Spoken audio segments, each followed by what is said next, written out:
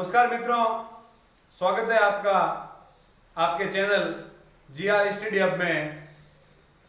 आज की इस वीडियो के माध्यम से हम सिंधु घाटी पर चर्चा करेंगे। कल का जो हमारा वीडियो था उसमें सिंधु घाटी की नगरीय व्यवस्था, कृषि, पशुपालन, शिल्प, व्यापार, वाणिज्य, राजनीतिक और धार्मिक व्यवस्था पर हमने विस्तार पूर्व चर्चा की है।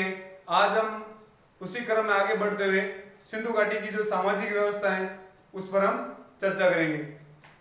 सिंधु घाटी की सामाजिक व्यवस्था, समाज, उस टाइम के लोग किस प्रकार के समाज में रहते थे, समाज में क्या प्रचलन था, कैसे रीति रिवाज थे, क्या खान पान था, वेशभूषा, इन सारी बातों पर आज हम विस्तार पूर्व वर्णन करेंगे। आप साथ बने रहे हमारे इस वीडियो के साथ और ये वीडियो आप अंत तक जरूर देखें। सिंधु घाटी सभ्यता में चल रहा है हमारा सामाजिक व्यवस्था। इस सामाजिक व्यवस्था में लोग किस प्रकार थे, समाज किस तरह कैसा था, तो सबसे पहले हम आप साथ में साथ लिखते जाए। सैंधव समाज,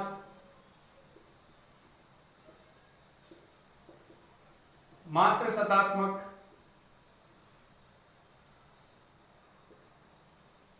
समाज था, यानी मात्र सत्तात्मक समाज जिसमें स्त्रियों की भूमिका महत्वपूर्ण थी। यहाँ के लोग शाकाहारी व मांसाहारी दोनों प्रकार के थे। तीसरा, भोजन में ये लोग गेहूं, जौ, चना, सुअर, भेड़ व मछली के मांस का सेवन करते थे। यहाँ जो लोग थे वो शाकाहारी और मांसाहारी दोनों प्रकार से मिलते हैं। और लोग गेहूं, जौ, चना, चना के कोई साग से, चने की जगह मटर, सुअर, भेड़ और मछली का मांस करते थे। आगे यहाँ के लोग सूती व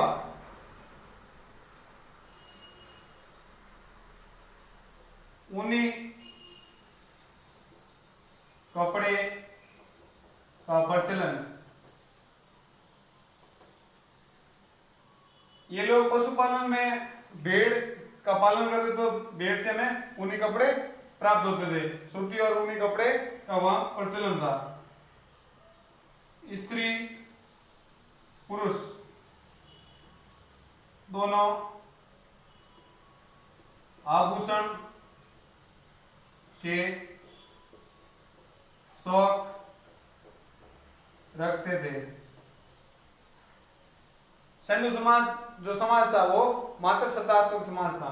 यहाँ पर लोग शाकाहारी और मांसाहारी दोनों प्रकार के थे। लोग गेहूं, जौ, मटर व सुअर, भेड़ और मछली का मांस के सेवन करता था।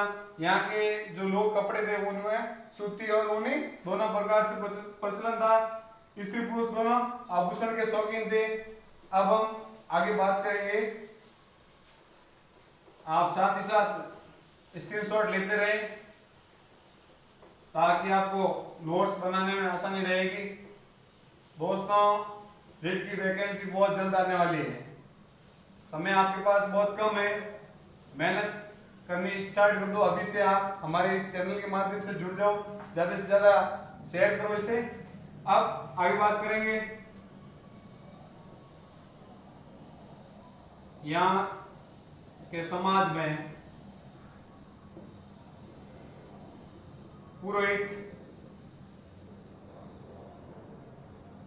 व्यापारी, शिल्पी, चूल्हा व श्रमिकों में विभाजित। ये जो समाज में पुरोहित भी रहता था, व्यापार रहते थे, शिल्पी रहते थे, जुला, श्रमिक, ये सारे इस समाज के में रहते थे। अब इसमें आगे बात करेंगे। यहां पर घरों में उपयोग लेने वाले बर्तन पक्की मिट्टी से निर्मित थे, यानी मृतभांड का यहां पर बहुत अधिक प्रचलन था। आगे बात करेंगे हम यहां के लोगों का मनोरंजन के साधन में नृत्य, खेल, शिकार, संगीत प्रमुख थे। सिंधु सभ्यता के लोगों या उस समाज में पुरोहित वर्ग था, व्यापारी थे, शिल्पी थे, श्रमिक थे और घरों में उपयोग लेने वाले बर्तन थे वो पक्की मिट्टी, मतलब मिट्टी को आग से पकाकर बर्तनों का उपयोग किया जाता था। और यहाँ के लोगों का जो मनोरंजन का मुख्य साधन था वो नृत्य, खेल, शिकार, संगीत प्रमुख रूप से था। इसी क्रम में हम आप इसका एक बार स्क्रीनशॉट ले लें, फिर हम आगे बढ़ते हैं।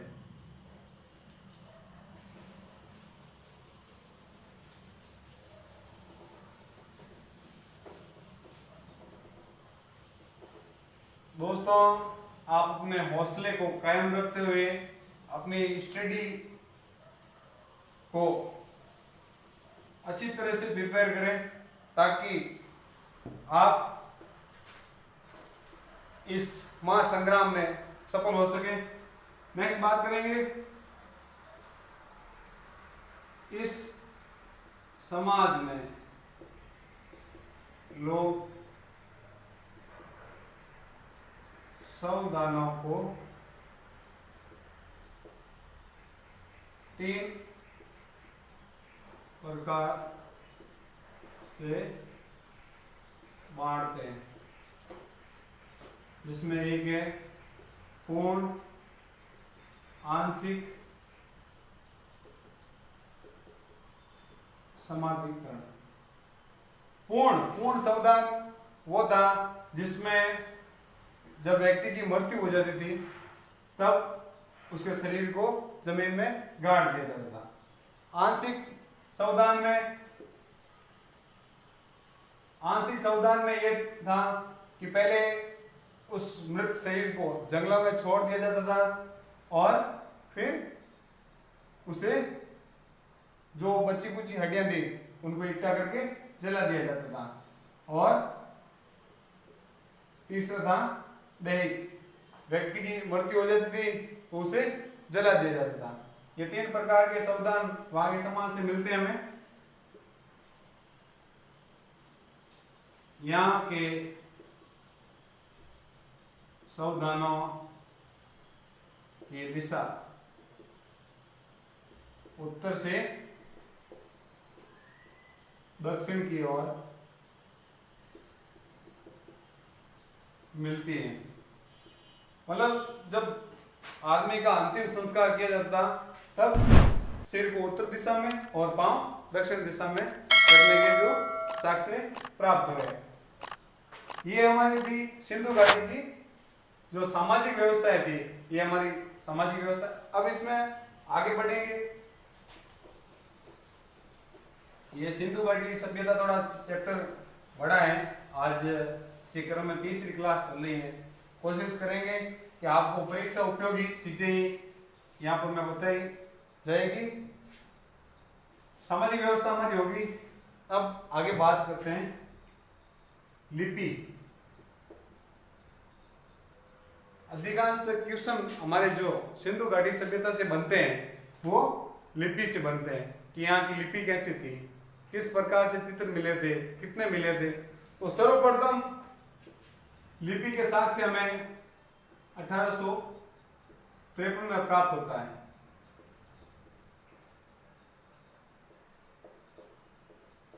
और 1923 में इसकी लिपि की जानकारी मिलती।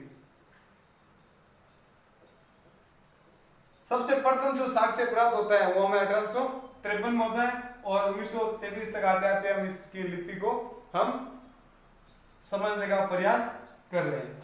अब ये जो लिपि क्या थी, हड़प्पा की लिपि भावात्मक लिपि थी। मतलब अभी तक इस लिपि को हम पढ़ नहीं पाए हैं।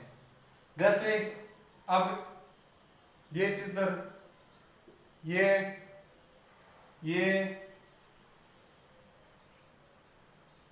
इस प्रकार से हमें जो चित्र मिले थे वो समथिंग, हमें जो भी चित्र मिले थे, कुल चित्र मिले हमें 250 से लेकर 400 चित्र छाया, इस प्रकार के चित्र मिले हमें। इनका हम कोई सही ढंग से कह नहीं सकते हैं कि ये हमें किस चीज की ओर प्रदर्शित करता है। जैसे मान लीजिए ये ऐसा चित्र है, मंदिर को भी दर्शा सकते हैं, और कोई पर्टिकुलर कोई ऐसा स्थान हो वो भी हमें दर्शा सकता है। ये आगे तीर का निशान, अब आगे जाने का बोल रहा है या कुछ और, तो हम इन चित्रों को एक भाव देकर हम समझने का प्रयास करते हैं। इस लिपि में प्राप्त चित्र किसी ना किसी अक्षर या स्थानों को प्रदर्शित करता है। हम इन चित्रों को देखकर अनुमान लगा सकते हैं कि ये चित्र हमें किस प्रकार का संकेत देते हैं। तो सबसे पहले इस लिपि का जो प्राप्त नमूना था वो 1853 में मिला हमें। आपको पूछ लिया जाए सिंधु घाटी सभ्यता का सर्वप्रथम लिपि का जो नमूना कब प्राप्त हुआ, तो आपको बताना है 1853। 1923 तक आता है इस लिपि की हमें जानकारी होती है। और हड़प्पा की जो लिपि थी वो भावात्मक लिपि थी। कई जगह पर या कई राइटर हमें यह बताते हैं कि गोमुद्रा कृति, जैसे गोमुद्रा कृति कैसे किस प्रकार से कहते हैं, जैसे ये गाय जा रही है आगे आगे और इस प्रकार से ये आकृति है, और ये जो लिपि का जो लिखने का तरीका है वो किस प्रकार से मैं आपको अभी बताता हूं।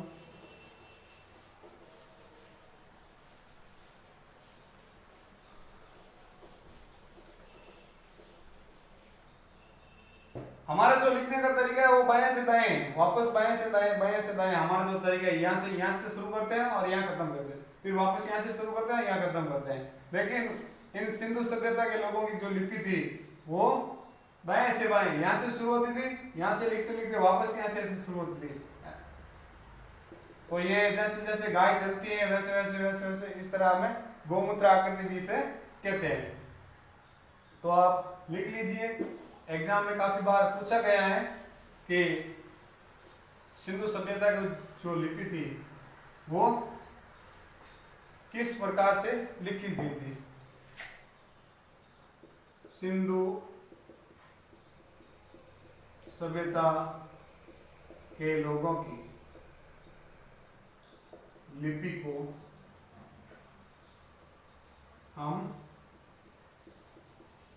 दाएं से बाएं की ओर लिखते हैं। सिंधु घाटी की सभ्यता थी वो जो लिपि थी वो भावात्मक थी या चित्रात्मक लिपि कह सकते हैं उसको। ये हो गई हमारी लिपि। अब इसमें आगे बढ़ते हैं। महाकोल। इन लोगों का माप तोल का क्या प्रमाण मिला हमें। कई जगह पर हमें तराजू के भी प्रमाण मिले हैं, सिलबट्टे के बाट के भी मिले हैं, सैलकड़ी के पत्थर से निर्मित। तो माप तोल में हम ये बता सकते हैं कि जैसे हमें लिपि की जानकारी प्राप्त होती है, उस आधार पर जो निजी संपत्ति थी उसका हम उनकी भी जानकारी हासिल करने की कोशिश करते हैं। तो लिखो आप, सिंधु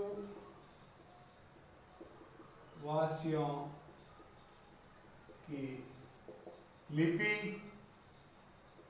जानकारी प्राप्त होने के बाद हम उनके निजी संपत्ति की जानकारी हासिल कर सकते हैं।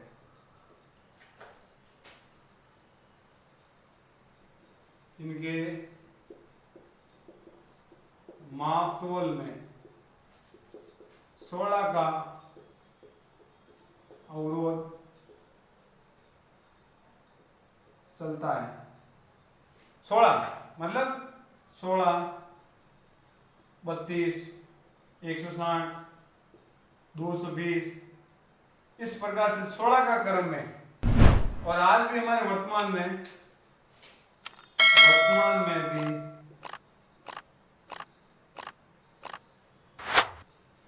16 आना का 1 रुपया माना जाता है। यानी यहाँ के जो मापतोल की जो व्यवस्था थी वो 16 के आवर्तों में थी, 16 के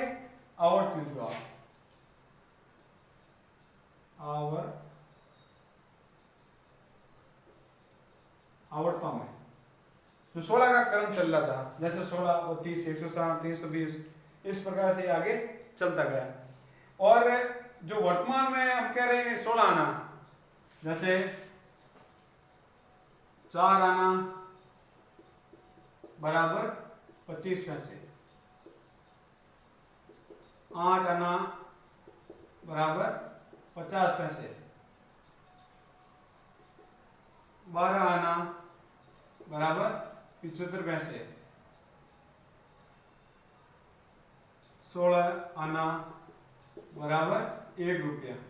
ये जो अभी वर्तमान में हमारे चल रहा है वो भी इसी आधार पर चल रहा है। तो इनका जो 16 का जो आवर्त था वो इस मापतोल का मुख्य साधन था। और ये जो जब हम सिंधु की जो लिपि है उसकी हम जानकारी हासिल कर लेते हैं तो हमें ये चीज आसानी हो जाती है। अब नेक्स्ट बात करेंगे मुहावरे की। मुहावरों के मामले में सिंधु सभ्यता बहुत ही विशेष योगदान रखती है।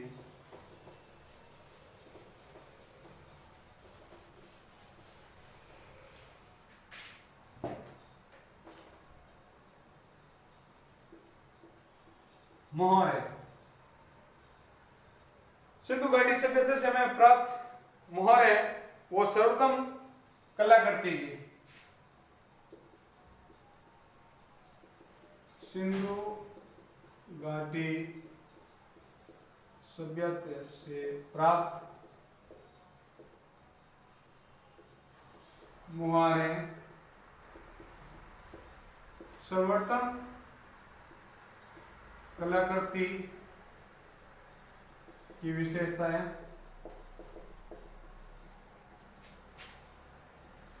यहां से प्राप्त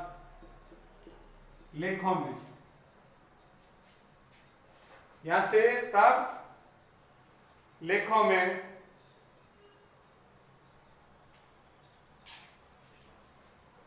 एक सींगी जानवरों के साथ साथ बैल, गाय, भैंस, बंदर के चित्र भी प्राप्त होते हैं। इन मोहरों की जो सर्वोत्तम कलाकृति है, ये सिंधु घाटी की सबसे महत्वपूर्ण विशेषता है। ये सिंधु घाटी सभ्यता से पहले भी मिस्र और मेसोपोटामिया की जो सभ्यताएं विकसित हुई है, लेकिन उसमें इस प्रकार की जो मोहर हमें या मुद्राएं हमें प्राप्त नहीं है। इन मुद्राओं पर हम जो लघुलेख थे उसपे एक सिंगी जानवर, बैल, गाय, भैंस, बंदर के भी चित्र हमें प्राप्त होते हैं। तो आपको पूछ लिया जाएगा एक सिंगी जानवरों के चित्र किन मोहरों पर अंकित हैं, तो आपको सीधा यही बताना है सिंधु घाटी सभ्यता के जो मुद्राएं या मोहरें थी वहां पर एक सिंगी जानवरों की चित्र अंकित थे। बात करेंगे हम आगे प्रतिमाएं।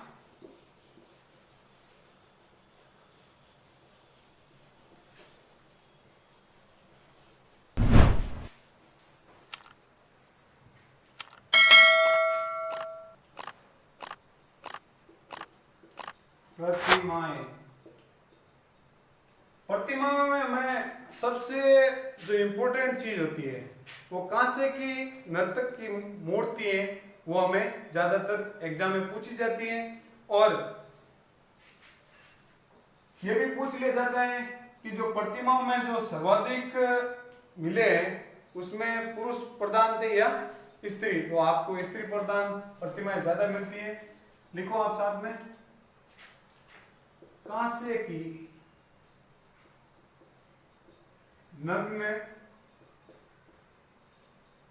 मूर्ति में उसके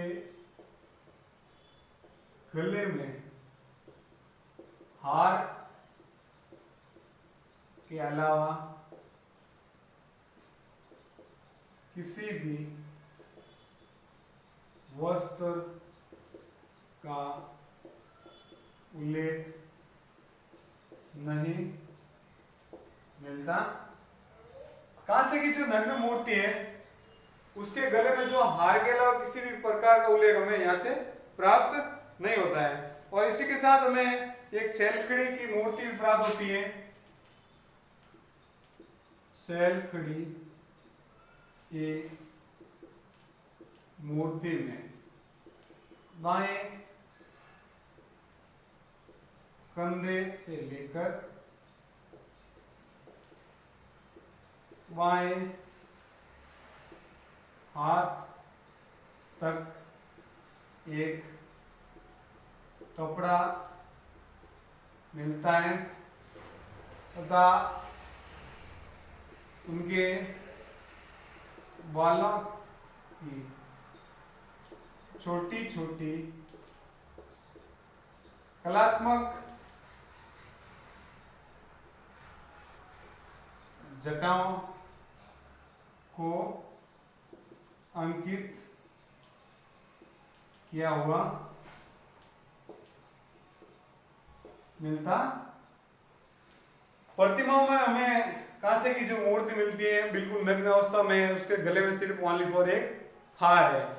इसके साथ ही एक जो शैलखड़ी की मूर्ति मिलती है वो दाएं कंधे से लेकर ऐसे हाथ तक, हाथ पर एक कोई कपड़ा है उसका मिलता है, जिसके जो बाल थे वो छोटी छोटी कलात्मक आकृति या जटाओं में अंकित किया गया है। अब हम बात करेंगे आगे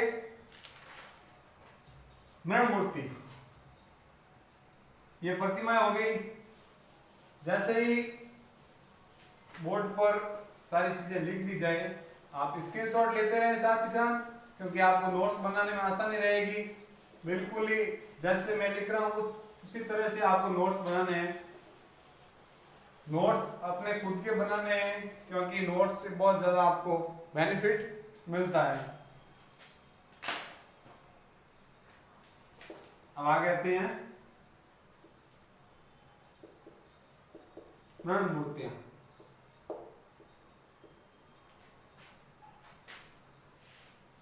मृण मूर्तियां सिंधु घाटी सभ्यता में किस प्रकार से सिंधु घाटी सभ्यता में आग से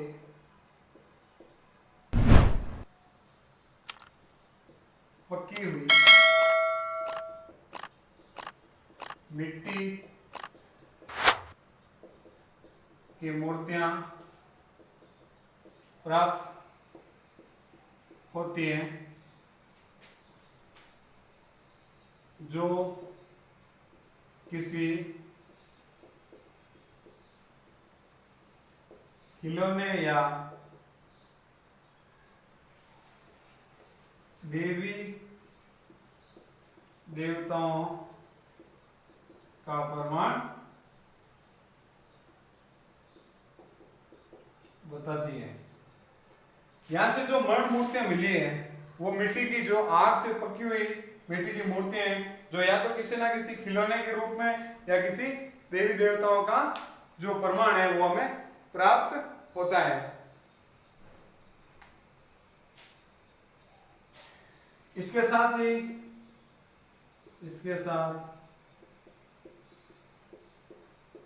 पक्षियों, बैल, गाय, भैंस की भी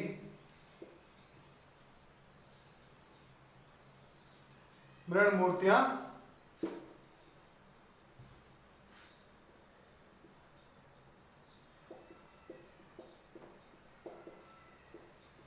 मिलती हैं।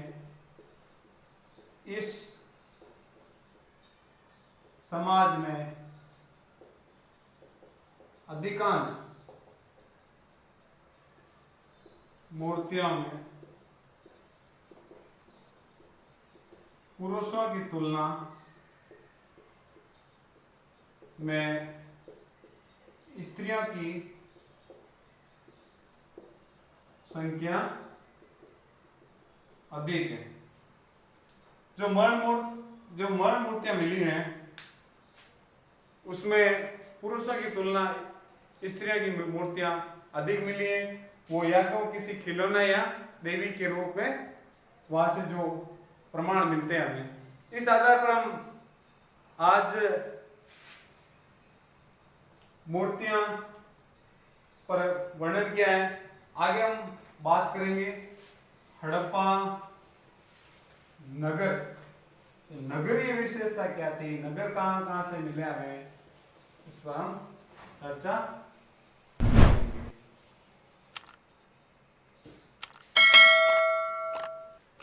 हड़प्पा संस्कृति की नगरीय अवस्था। हड़प्पा संस्कृति की नगरीय अवस्था। नगरीय अवस्था किस प्रकार थी? हड़प्पा संस्कृति में नगर पाकिस्तान के पंजाब, सिंध के साथ साथ राजस्थान, हरियाणा, पंजाब, जम्मू कश्मीर,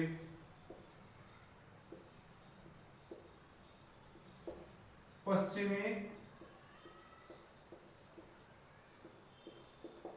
उत्तर प्रदेश में इसके लक्षण मिलते हैं। यहाँ के लोग पशुपालन के साथ साथ पशुपालन नहीं, पशुचारण के साथ साथ कृषि व पशुपालन का कार्य भी करते थे। यहां से प्राप्त कुम्हार की चौक से मिट्टी के बर्तनों को बनाने के अवशेष प्राप्त होते हैं। हड़प्पा संस्कृति की नगरीय अवस्था में जो हमें लक्षण मिलते हैं वो कहाँ से मिलते हैं? पाकिस्तान के पंजाब, सिंध, राजस्थान, हरियाणा, पंजाब, जम्मू कश्मीर और पश्चिमी उत्तर प्रदेश से हमें वो लक्षण प्राप्त होते हैं। तथा यहाँ के जो लोग थे वो पशु चरण के साथ साथ खेती भी करते थे और पशुपालन भी करते थे। और यहाँ से जो प्राप्त है वो कुम्हार की चौक जो बहुत ही अधिक प्रसिद्ध है, उनके अवशेष मिलते हैं। इस चौक पर जो मिट्टी के बर्तन बनाए जाते थे वो मृतपाण के बहुत ही सुंदर कलात्मक आकृति काले रंग में मिले हमें। तो नेक्स्ट लिखेंगे, यहां से प्राप्त मृत पांड के बर्तनों पर काले रंग की पॉलिश युक्त कलात्मक आकृतियां मिलती हैं। यहां से प्राप्त मृत पांडवों के बर्तनों पर काले रंग के पॉलिश युक्त कलात्मक आकृतियां में मिलती है। यहाँ के जो लोग थे ये संस्कृति मूलतः ताम्र, इसे हम कांस्य युगीन सभ्यता कहते हैं, लेकिन जब इसका सभ्यता का अंत हुआ, यह सभ्यता कांस्य युगीन होते हुए भी इसके उत्तर अवस्था में ताम्र युगीन सभ्यता का विकास हुआ है, जिसे उप सिंधु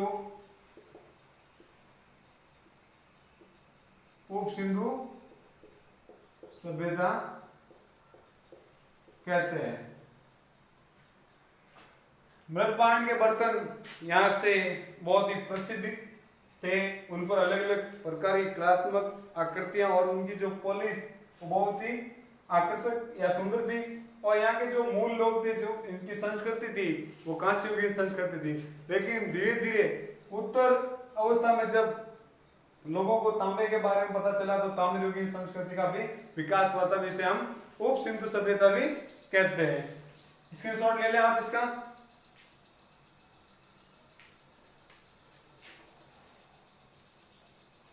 इसमें तांबे के औजार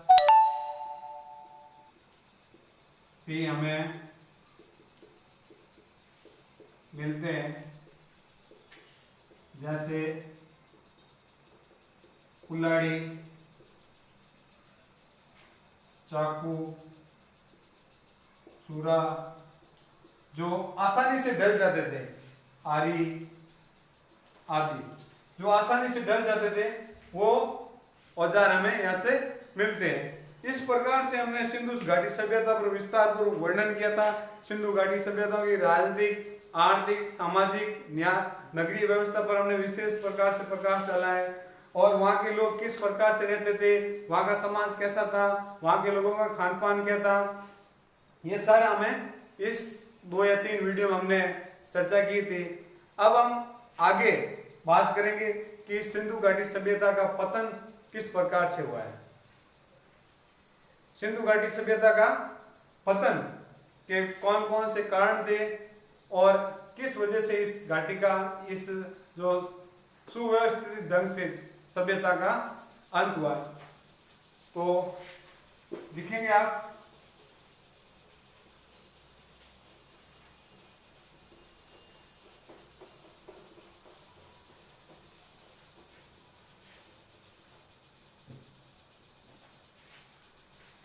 सिंधु घाटी सभ्यता का पतन के कारण, के सभ्यता का पतन के प्रमुख कारण कौन कौन से रहे हैं? तो सबसे पहला हम ये कारण लिख सकते हैं प्रशासनिक शिथिलता। देखो, सिंधु घाटी सभ्यता के पतन के कारणों में बहुत ही विवादास्पद है। अलग अलग लेखक अलग अलग बातें बता रहे हैं, लेकिन अभी तक किसी का सही ढंग से कोई साक्ष्य हमें प्राप्त नहीं हुआ। लेकिन हम ये अनुमान लगा सकते हैं कि प्रशासनिक शिथिलता के कारण सभ्यता का अंत हुआ। वो कैसे? क्योंकि हमें जो भी अवशेष मिले उसमें राजनीतिक अवशेष हमें किसी प्रकार का नहीं मिला है। व्यापारिक वर्ग का हमें प्रभुत्व था, लेकिन किसी राजा या महाराजा का उल्लेख हमारे सामने नहीं आया। तो जो प्रशासनिक व्यवस्था है जो लोगों को संगठित रखने का कार्य करती है, वो इस सभ्यता में सफल नहीं हुई। इस आधार पर हम कह सकते हैं कि सिंधु घाटी सभ्यता का पतन हुआ है। मानसून परिवर्तन। जब सिंधु घाटी सभ्यता का विकास हुआ था उस समय वहां पर अच्छी खासी बारिश होती थी, यानी वर्तमान से बहुत ज्यादा वहां पर बारिश होती थी। लेकिन धीरे धीरे मानसून में बदलाव आता गया और वहां पर बारिश कम होती गई। तो शायद इस आधार पर हम कह सकते हैं कि मानसून का परिवर्तन हुआ। तो इस सभ्यता के वहां के जो लोग रह रहे थे वो एक स्थान को छोड़कर दूसरे स्थान पर चले गए। नेक्स्ट है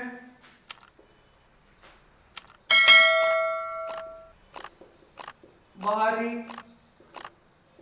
आक्रमण। बाहरी आक्रमण सिंधु घाटी सभ्यता, ऐसा अनुमान लगा सकते हैं कि सिंधु घाटी सभ्यता के लोगों को कोई राजनीतिक व्यवस्था सही ढंग से थी नहीं। तो इस मौके का फायदा उठाकर किसी अन्य लोगों द्वारा इन सभ्यताओं के लोगों पर आक्रमण किया गया था, जिनके माध्यम से भयभीत होकर या डरते हुए इस स्थान को छोड़कर किसी दूसरे स्थान पर चले गए। बाहरी आक्रमण स्वाभाविक है, क्योंकि जब इस सभ्यता का अंत हुआ उसी के बाद आर्यों का आगमन हुआ था। तो नेक्स्ट है हमारा अत्यधिक बाढ़। सिंधु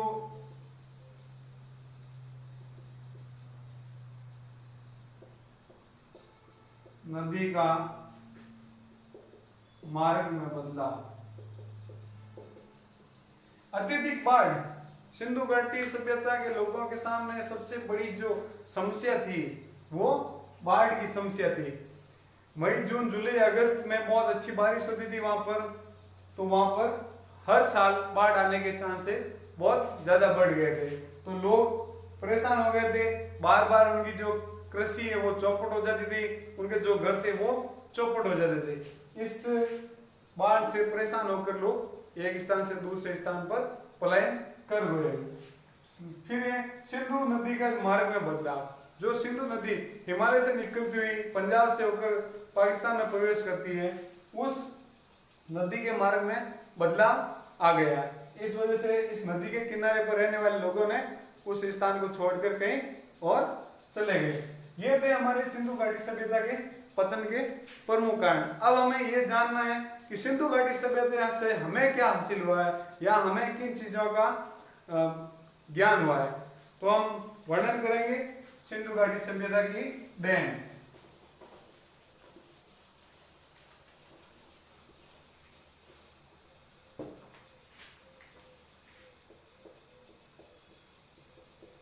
सिंधु घाटी सभ्यता का योगदान चर्चा करेंगे हम एक एक बिंदु पर। नगरीय व्यवस्था, जल निकास प्रणाली,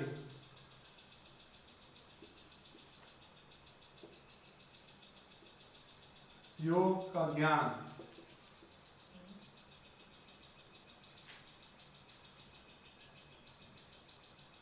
नगरीय व्यवस्था हो गई, जल निकासी प्रणाली हो गई, योग का ज्ञान हो गया, आभूषणों की जानकारी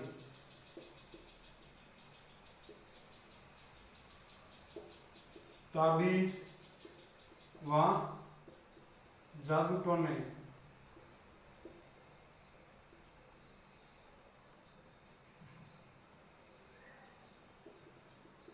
व्यापार और वाणिज्य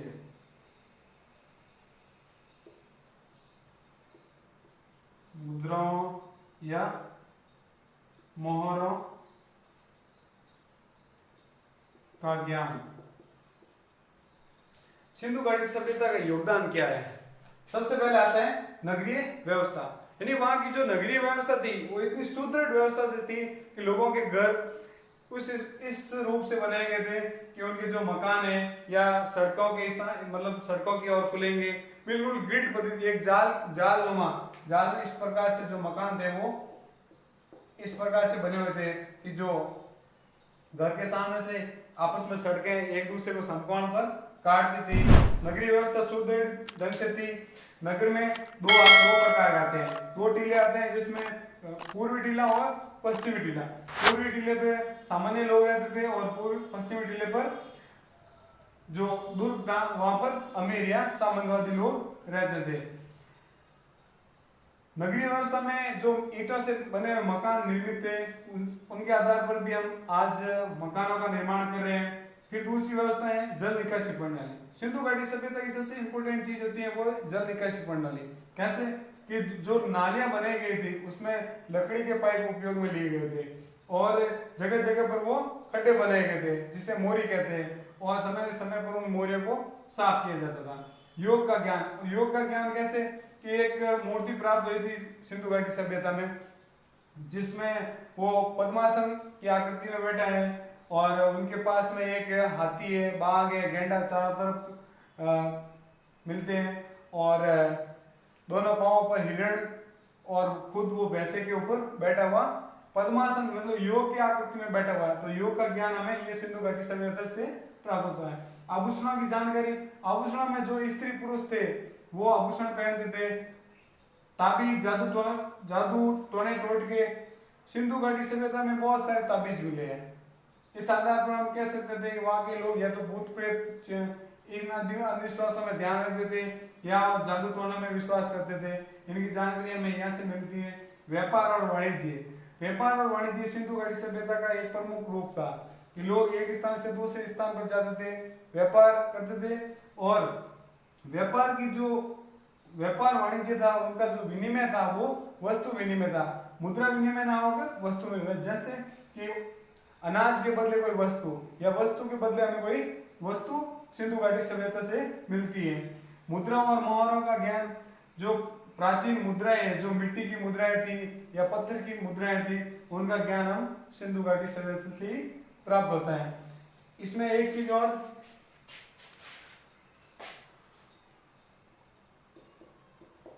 मात्र सत्तात्मक समाज, उस समय परिवार में जो स्त्रियों की भूमिकाएं थी वो बहुत ही अच्छी थी। इस आधार पर हम आज भी हमारे समाज में स्त्रियों को एक महत्वपूर्ण स्थान देते हैं। वर्तमान में स्त्रियों की भूमिका हर जगह हर सेक्टर में बढ़ चली, मतलब स्त्री पुरुष बराबर काम कर रहे हैं। तो इस आधार पर हमें सिंधु घाटी सभ्यता का जो हमारे जीवन में योगदान रहा है उसके बारे में हमने आज विस्तारपूर्वक वर्णन किया है।